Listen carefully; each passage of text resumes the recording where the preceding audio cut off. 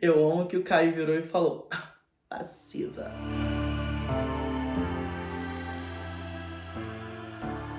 Olá, Sinners! Meu nome é Alison, a biblioteca está aberta.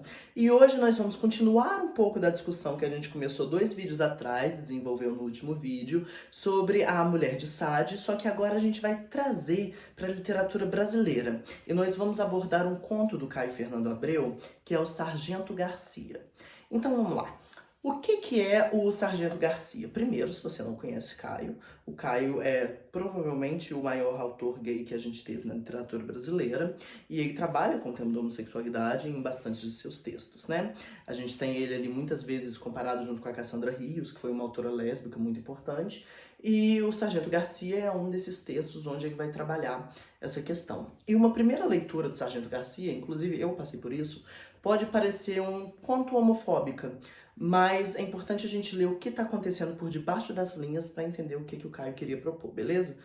Não vou usar o termo que o Caio queria propor, porque isso é tão essencialista que pode ser problemático, mas uma possível interpretação ali por baixo das linhas, tá? Então volta aqui, Katia. O que acontece em Sargento Garcia? A gente tem esse menino, que é o Hermes, que tá indo pra seleção do exército lá, eu não lembro como que chama isso não, sabe? Quando vai um monte de menino lá no exército falar, pô, me dispensa, tio. Então, é isso aí mesmo. E aí ele vai, e aí tem um sargento lá, que é grosso, parrudo, macho, e aí dispensa ele, beleza, aí ele sai. Aí nisso que ele tá saindo, esse sargento para com o carro e fala, traí. E aí ele fala, pô, entro. E olha só, primeiro, o nome do personagem ser Hermes tem uma relação com mitologia grega. E aí, a gente já tem dentro da Grécia, se você não assistiu o vídeo aqui do canal, a gente tem um tema sobre sexualidade grega a partir de Foucault. A sexualidade grega, em resumo, admitia a relação entre dois homens, contanto que o homem mais velho, que estava ensinando o homem mais novo, fosse o ativo nessa relação e o estudante ocupasse a posição do passivo. Era vergonhoso para os gregos que um homem adulto fosse passivo. Tá, e por que isso vai ser importante dentro da história? A gente vai chegar lá, vai acompanhando a linha. E a gente também tem o fato de que Hermes era o deus que viajava pelos lugares, né? Então a gente tem esse processo de descoberta do personagem. Mas aí beleza, vamos tentar entender isso enquanto o texto navega. E aí o Hermes entra no carro do Sargento Garcia, e o Sargento Garcia tá assim, pô, eu tenho que ser brabo lá dentro, né? Porque o exército exige isso. E a gente já consegue pensar aqui numa noção de performatividade de masculinidade, né? Como essas forças armadas vão existir uma performance constante de masculinidade, até para esconder muito do que acontece lá dentro. E a gente tem ele falando, tipo, eu não sou assim e tal, mas você é maneiro, você é bonitinho e tal. E aí tem ali um lance homoerótico acontecendo ali, até que o sargento vai falar. Você não quer ir para um lugar comigo, não? Pra eu te mostrar uma coisa. E nisso o Hermes já sabe o que está sendo proposto. Ele tem consciência. Tanto que as vozes da família dele e esse discurso homofóbico que ele tem na cabeça dele vai começar a ecoar. O que isso quer dizer? Isso quer dizer que, por mais que ele seja gay e por mais que ele tenha consciência disso, parte da construção psíquica dele deriva de uma série de discursos homofóbicos que foram inseridos na cabeça dele. E que quando ele se dá autorização de explorar a própria sexualidade, a própria existência homossexual, esses discursos ecoam como se ele estivesse fazendo algo de errado. Mas finalmente ele fala, beleza, vamos. E aí eles chegam num lugar que é quase um motel bem ruim.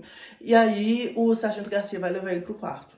E aí nisso o Sargento Garcia leva ele pro quarto e eles têm uma relação assim, bem do Sargento Garcia fazendo o que ele quer, e ele, tipo assim, tá doendo, e o Sargento Garcia vai, acaba e vai embora. E aí a gente pensa, tipo assim, pô, meio abusivo, né? Meio homofóbico isso aí, que o cara abusou dele. Então, vamos lembrar lá da Angela Carter. Ela vai falar que a gente tem o homem nessa posição de sujeito desejante e a mulher na posição de objeto desejado. Só que se isso daqui não é ontológico, ou seja, se a ideia de homem e a ideia de mulher não está relacionada a uma anatomia, então a gente consegue, inclusive, extrapolar isso para relações homossexuais. No ativo como que penetra, né, que é isso que é importante para a representação pornográfica da Carter, enquanto o passivo é esse buraco a ser preenchido. A gente não tem necessidade de ter dois sexos aqui. A gente precisa de um ativo penetrante e de um passivo objeto de desejo. Então a gente consegue ver isso ser construído de uma certa forma no Sargento Garcia. Ou não. Porque o que acontece é, o menino vai porque ele quer. O menino deixa com interesse. E aí você vai falar, tia Hélice, mas ele tava ali com o sargento, ele não ia tirar o sargento de dentro dele, brigar, tentar bater e tal. Não. Mas quando o texto acaba, o Hermes fala que algo de novo nasceu nele. E que tendo nascido, nunca mais voltaria a se esconder. É o momento de despertar sexual do Hermes, de que aquilo que ele é sexualmente é aquilo que ele gosta sexualmente. Então a gente tem um desejo mútuo, sim. A ideia de que a passividade está no lugar oprimido, no lugar de ter sido objeto, ter sido abusado, é só uma ideia patriarcal, inclusive de certa forma homofóbica.